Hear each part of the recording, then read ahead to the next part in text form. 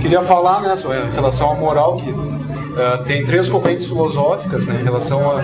São três diferentes, a aristotélica, que é a ética das virtudes, né, que o fim é a felicidade e para tanto deve-se agir conforme a virtude, que é o meio termo. E a razão é peça fundamental para que você ache esse meio termo, é peça fundamental, preponderante. Depois a ética dos costumes, né, que é do Hume. Ele vai dizer que nossa moralidade não tem um fundamento racional, que seria baseado nos costumes da cultura, enfim, da sociedade. E aí o Hume, ele, diferentemente de Aristóteles, que tem na razão a questão preponderante, né, na sua ética, Hume vai dar esse mesmo papel para os sentimentos. Ele diz que a ação moral, ela não é uma questão racional, tipo, ela não está no âmbito da razão, é dos sentimentos. Ela não é nem irracional. Ela não é nem racional nem irracional. Ela seria arracional. Não tem nada a ver com isso. Não está no âmbito de decisão da razão pensar a questão moral. Mas vocês sabiam que o sentimento está no meio termo? Daí, no processo? No caso, para Hume, entendeu? É isso. O sentimento é o fator que faz você... É o fundamento da moral para ele. É o sentimento. Isso aí. E a terceira corrente, que seria a moral kantiana, né? Que aí seria uma coisa puramente racional. A razão não tem só uma função teórica, que seria científica, mas também uma função prática, né? Ou seja, fundamentar a razão. Seria a ética do dever, seguir o imperativo categórico.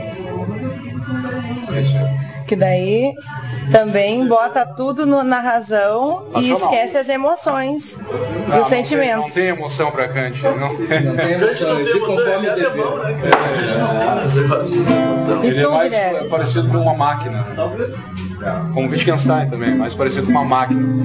Já Aristóteles e Hume, ainda que Aristóteles use a razão na sua moralidade, ele ainda tem o aspecto emocional, né? O meio termo, não ser só racional, o Aristóteles, mas também, ou seja, um meio termo, ser parte emocional e parte racional.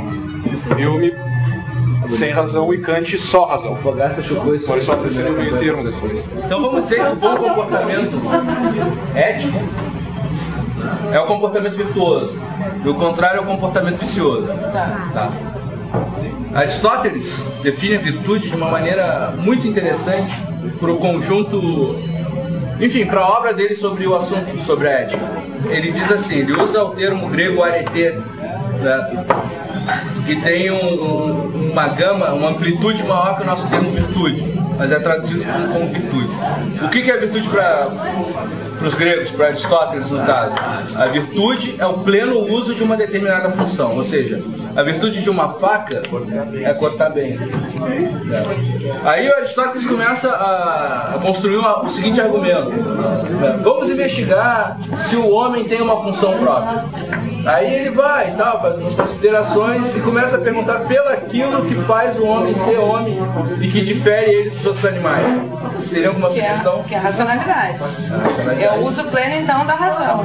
Para Aristóteles. Agir sempre segundo a razão, senão, ou pelo menos não sem ela. Né? Mas ele tem, mas ele tem consciência de que não somos só racionais. Não, claro que ele tem. Tanto é que depois, só que o seguinte... Mas da busca por esse agir racionalmente.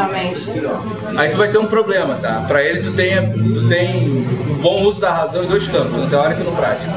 No campo teórico é distinguir o verdadeiro do falso. E no campo prático é o bem do mal. Aí é o campo racional. A virtude para Aristóteles é prática, aquilo que tu estavas falando.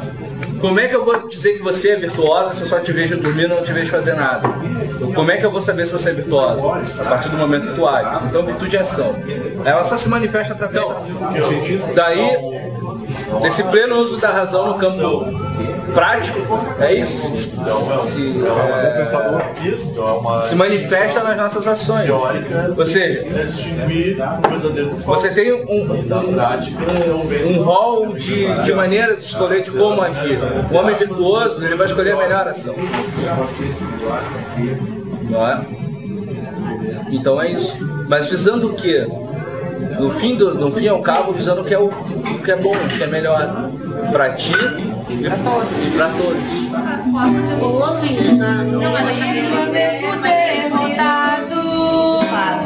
É porque ela é uma energia, e ela te já perdido, nunca desespera. E ela vai passar uma sensação envolto em tempestade decepado. Ele vai te passar uma sensação. É visual. Entre os dentes de fora, da primavera. Então isso é assim. Mas ainda não tá. E aí é por isso que eu gosto do Kant, quando ele tem lá as 3, como é que é o nome? Críticas. Não é críticas, as 3. A pergunta? Não. Isso, imperativo categórico. Isso todo mundo devia ter, em vez de ter credo em casa, em vez de ter não sei o que, devia ter na porta, assim, ó. Age sempre como se a máxima da atuação pudesse ser elevada A lei universal. E outra, mais importante ainda, age sempre levando como lei, como princípio de, ou melhor, usando o teu próximo como fim e não como meio. Esse é o mais bonito. Usando o teu próximo como fim e não como meio. Pois é, isso é baseado em Aristóteles também. E aí tu age usando como fim, não como meio. Tu não pode nunca, jamais usar ninguém como meio. Tu entende a Aristóteles começa a ética dele dizendo que toda ação e toda investigação visam um bem.